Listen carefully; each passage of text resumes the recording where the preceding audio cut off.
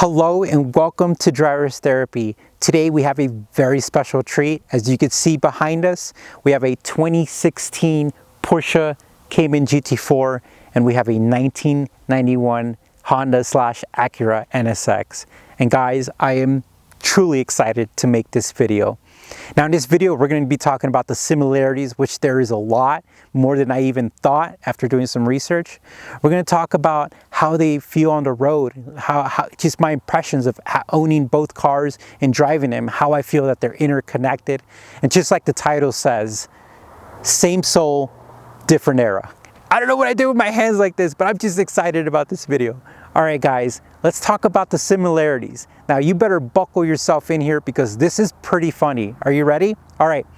So the things I'm going to say, both cars have them. All right. Mid-engine, which is really cool. I hope you guys know that, right? Mid-engine gives the car a great balance. Both cars are rear-wheel drive, which is neat. Both cars are manual. Now, I want to pause on that moment. Guys, this is really cool. 1991 manual car, which there was a lot of them, out there. But the GT4 is really special because in the era of PDK and the era of dual clutches, this is a manual transmission and it's also considered one of the best. And both the cars are considered one of the best driver's cars. All right, so we have mid-engine, we have rear-wheel drive, and we have manual.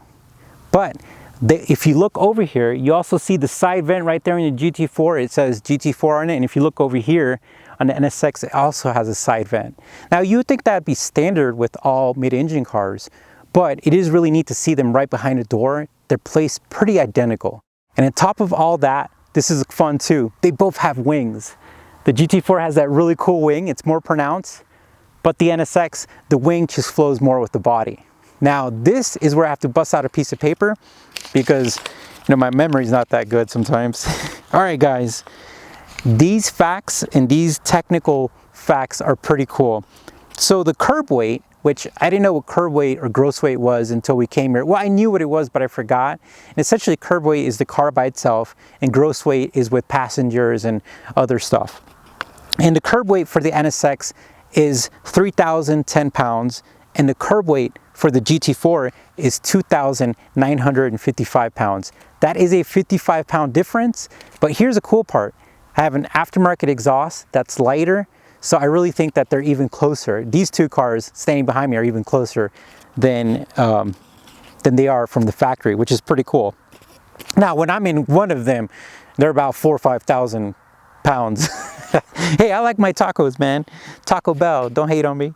All right, so then this is the part that I found kind of trippy, and I had to go back and make sure that I didn't put a typo in or I wasn't looking at the same car.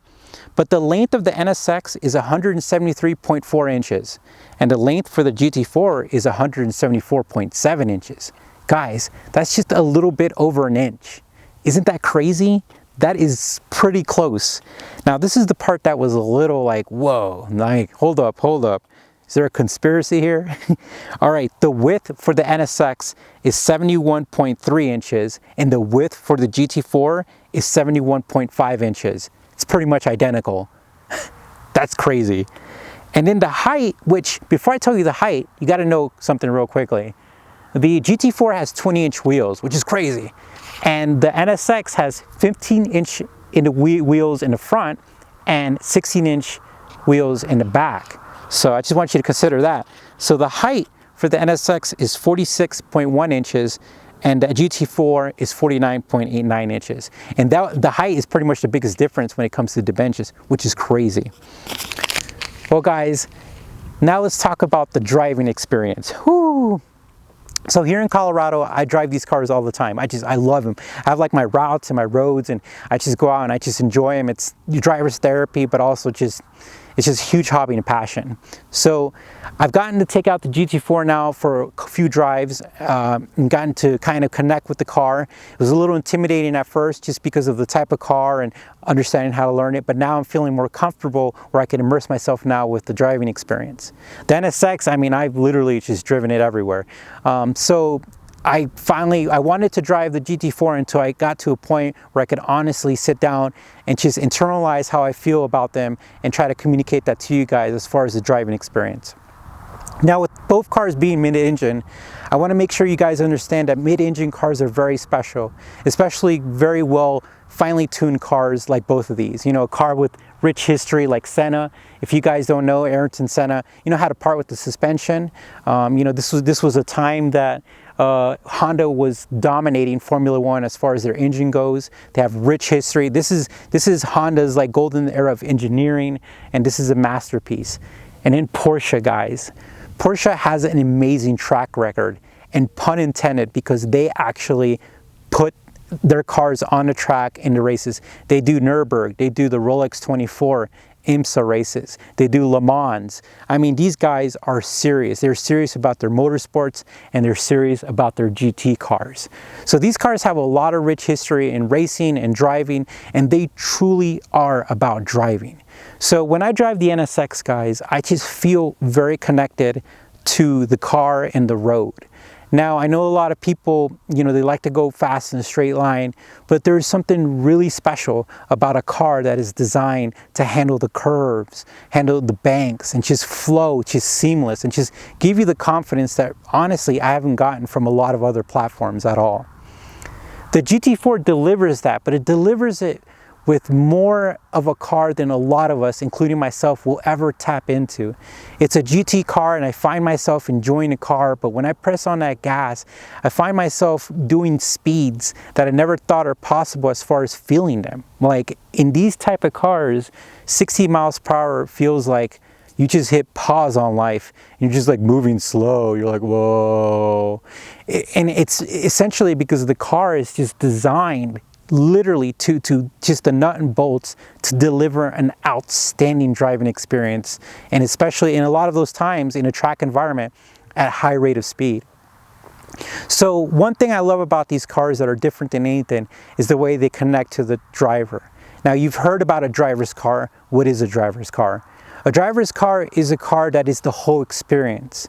You know, like it's not just, oh, this car is fun, you know, just in a quarter mile, or this car is just fun, you know, I'm just taking it out like on a fun joyride, and it's pretty and it's fast, it makes the right noises. No, these cars, like, you literally, I don't know if you guys watch anime, but in Gundam or like Mech Warriors, you become part of, you know, the robot or the mech system. You become part of it, like you feel it, you understand what the car is doing. Well, both these cars do that. Now, one of them is more extreme in the sense of the speed, and that's gonna be the GT4, but they both make you feel like you're part of the car. And I really hope you guys understand that, because when you're taking a turn, you could sense the chassis, you could sense the body, you could sense the suspension, and that happens with both cars. Now, guys, it's been really cool to drive these cars and to see the similarities. And I really think when people ask me, they're like, oh, you know, the GT4 is way outclasses the NSX. The NSX is 30 years old, guys. You got to think about it. 30 years old, that was like 1G cell phone technology. The PlayStation 1 hasn't even come out yet.